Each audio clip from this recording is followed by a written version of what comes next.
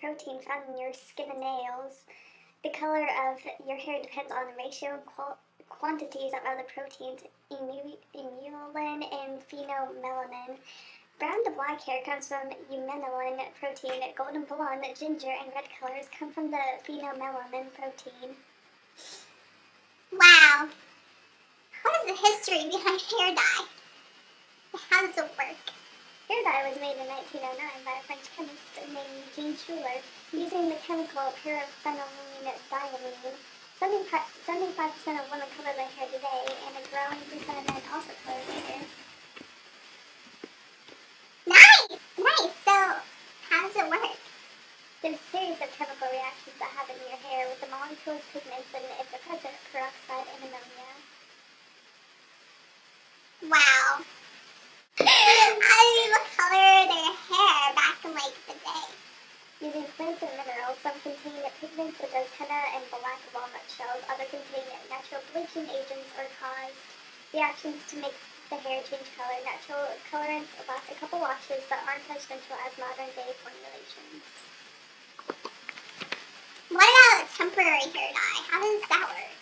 The dye deposits as acidic dyes to the outside of the hair shaft or consist of small pigment molecules that can go in the hair shaft using little to no peroxide. Shampooing the dislodges temporary color. Oh no! Temporary dyes don't contain ammonia, meaning the hair shafts don't open up during coloration, and the natural hair color is attained once the dye washes out. How about permanent hair dye? The cuticle, which is the outer layer of the hair shaft, must be opened before permanent dye can be settled in. When the cuticle is open, the dye reacts with the inner portion of the hair, the cortex, to remove the color. The majority of permanent dyes require 2 steps. The first step is to remove the original color. The second step is to deposit a new color. Ammonia is an alkaline chemical that opens the cuticle and allows the hair color to penetrate the cortex of the hair. What happens when the permanent hair dye reacts with the peroxide? It acts as a catalyst. Peroxide is a developer or oxidizing agent. The developer removes the pre-existing color. Peroxide also breaks chemical bonds in hair, which releases sulfur, and which then accounts for the odor of the hair dye. What's the deal with bleach? Bleach is used to lighten hair. It reacts with melanin in the hair, removing the color as an irreversible chemical reaction. Bleach oxidizes the melanin molecule.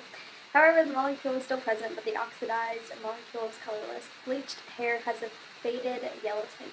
The yellow color comes from the keratin, which is the natural color. Bleach also reacts more readily with the imulin than with the phenomelanin, causing some gold or red color to remain after bleaching. Well, there you go. All the information you need to know about hair dye. Use hair dye. Use hair dye. Use hair dye. It makes your hair pretty. Use hair dye. Love hair dye. Hair dye.